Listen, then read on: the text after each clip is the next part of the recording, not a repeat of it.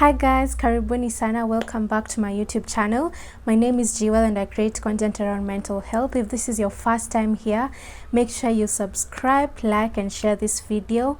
And if you're a returning subscriber, thank you so much for being here. I absolutely appreciate your presence. So from this up here, you probably can tell what you're going to talk about today. This week I'm going to be doing videos concerning anxious attachment style. Now this topic is very close to my heart because I'm anxiously attached. So when I discuss and talk about anxious attachment style, I understand from a personal level what it means to be in that shoe.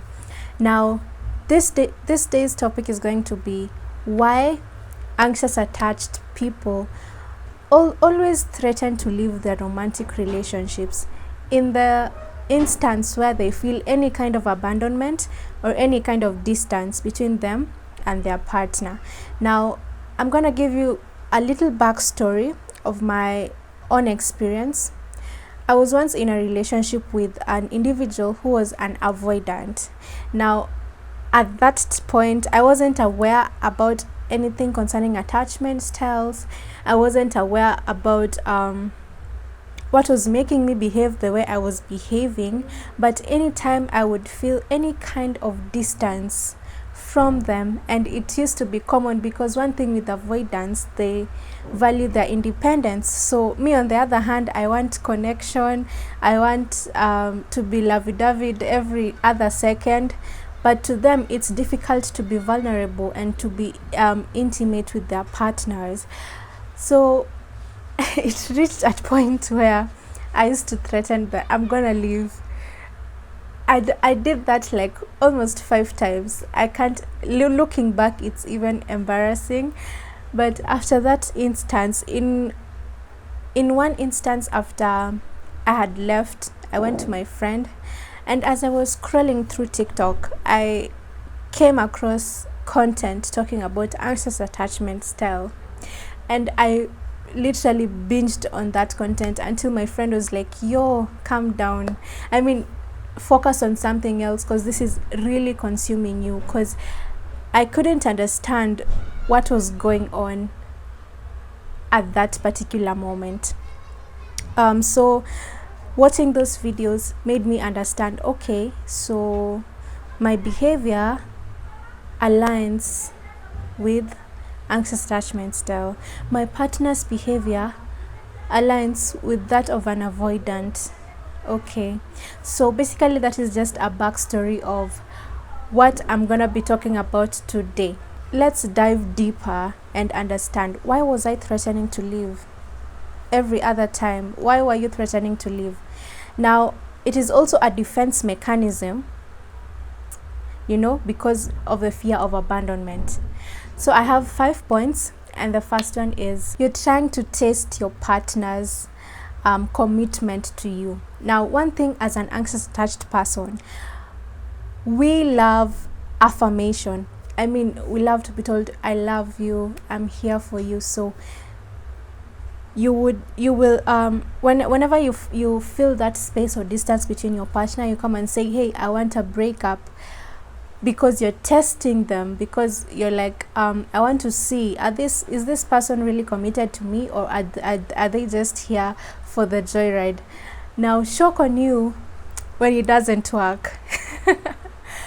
In the first instance, well, I'm gonna be honest, the first time it happened in my own to me, the first time it happened,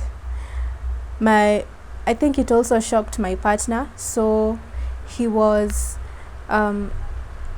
apologetic, you know, he reaffirmed me and was like, don't go. So but as it became a habit, the partner also got tired.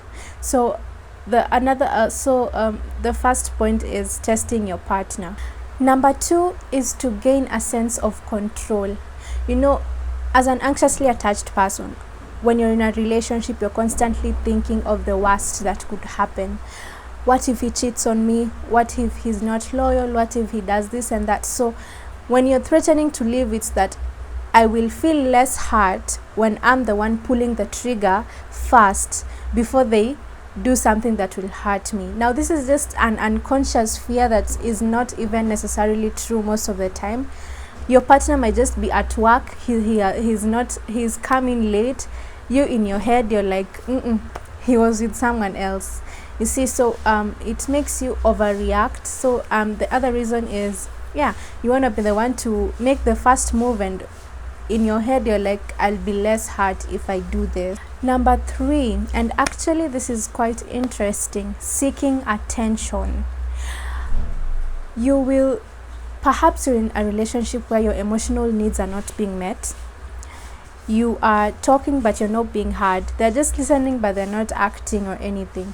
You will threaten a breakup to seek your partner's attention because you're like, hey, I feel like there is this need that is not being met. Perhaps if I come and say I want to leave, they will be concerned and be like, okay, what can we do to fix it? Don't leave, you know.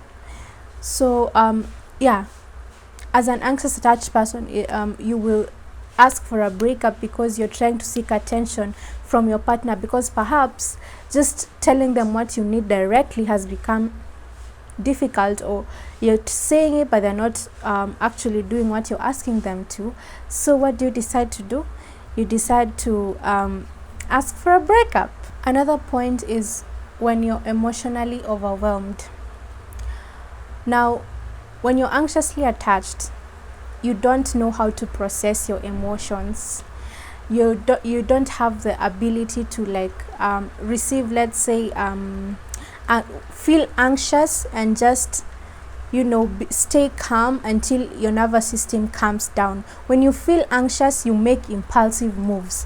When you feel anxious, you know, you feel like the world is going to end if you don't do something to control that situation or to make it calm down immediately. But the trick here is, whenever you're feeling anxious, what you do is you give yourself some time to calm down, and then once your mind is in the right place, you can be able to make the right moves. So whenever you're emotionally overwhelmed as an anxiously attached person, this is the point where you start asking for breakups left, right, and center.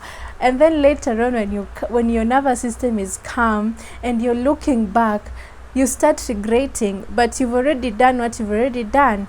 Whether if you're anxiously attached, I would really advise you, please don't make impulsive moves.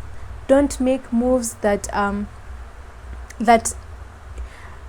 you know are don't make moves when you're feeling anxious, when you're feeling like, I don't know how to explain that feeling, but when you're not at ease, you know, don't make impulsive moves, don't make rushed moves. Give yourself time to calm down, give yourself the grace to be human, and then make the move after you've thought through it. Okay, the last point is conflict avoidance. Now, one interesting thing, as an anxiously attached person, you are afraid of being confrontational about topics that you feel will make your partner distance themselves. In fact, you just avoid conflict because you don't want your partner to distance yourself, because when they distance themselves, now you start getting anxious. Now the problem is that when you don't solve these problems, they just pile up, and then at the end, when you finally blow up, is now when you're like, I want to leave. Why do you want to leave? Because you didn't have the courage to bring an issue that was supposed to be solved long time ago, that maybe your partner did but was not